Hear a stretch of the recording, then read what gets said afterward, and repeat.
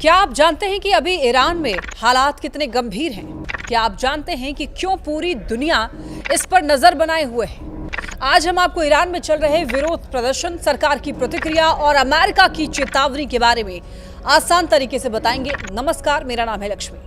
हाल ही में अमेरिका ने अपने नागरिकों के लिए एक ट्रैवल एडवाइजरी जारी की है। इसमें साफ कहा गया है कि पूरे ईरान में प्रोटेस्ट लगातार बढ़ रहे हैं और हिंसक भी हो सकते हैं। ये हिंसा सिर्फ प्रदर्शनकारियों और पुलिस को ही नहीं बल्कि आम लोगों के लिए भी खतरे की वजह बन रही है। आप सोच सकते हैं कि अचानक सड़कें बंद हो जाए, पब्लिक ट्रांसपोर्ट रुक जाए और इंटरनेट पूरी तरीके से बंद हो जाए तो क्या होगा। यही हालात फिलहाल ईरान में है। सरकार ने मोबाइल, लैंडलाइन और नेशनल इंटरनेट नेटवर्क तक पहुंच को बंद कर दिया है। इससे लोगों के लिए कम्युनिकेशन करना बहुत मुश्किल हो गया है। इतना ही नहीं, कई एयरलाइंस ने ईरान से आने जाने वाली फ्लाइट्स को रोक दिया है या फिर कैंसिल कर दिया है। अमेरिकी नागरिकों को सलाह दी गई है कि इंटरनेट की लगातार प्रॉब्लम्स के लिए तैयार रहें, ऑल्टरनेटिव कम्युनिकेशन मेथड्स का प्लान बनाएं और अगर सेफ हो तो सड़क के रास्ते आर्मेनिया या तुर्की जाएं। अब सवाल उठता है, इस हिंसा का असली नुकसान क्या है?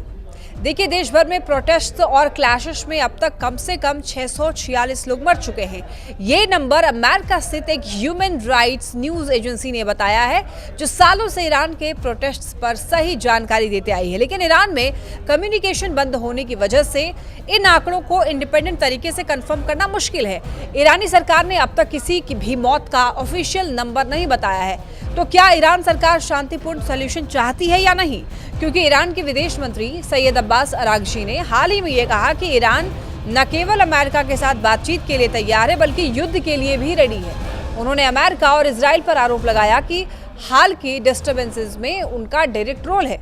उनका कहना था कि पुलिस स्टेशंस पर अटैक्स और पब्लिक बिल्डिंग्स को जलाना, ये सब अमेरिका और इजराइल के सपोर्टेड ग्रुप्स ने किया।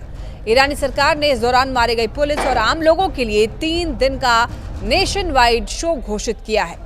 रिपोर्ट के अनुसार पिछले 2 हफ्तों में कम से कम 111 सिक्योरिटी पर्सनल मारे गए, जबकि प्रोटेस्टर्स के हताहतों के ऑफिशियल नंबर्स अभी तक नहीं आए हैं। अब देखिए, इस वक्त जो हालात ईरान में हैं, उस स्थिति में आम लोग कैसे रह रहे हैं?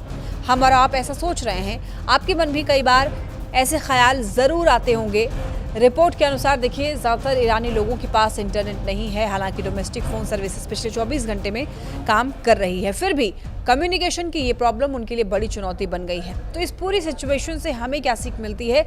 देखिए, ये तो साफ है कि प्रोटेस्ट, सरकार की स्ट्रिक्ट एक्शन और इंटरनेशनल प्रेशर में आम लोग सबसे ज़्यादा प्रभावित होते हैं।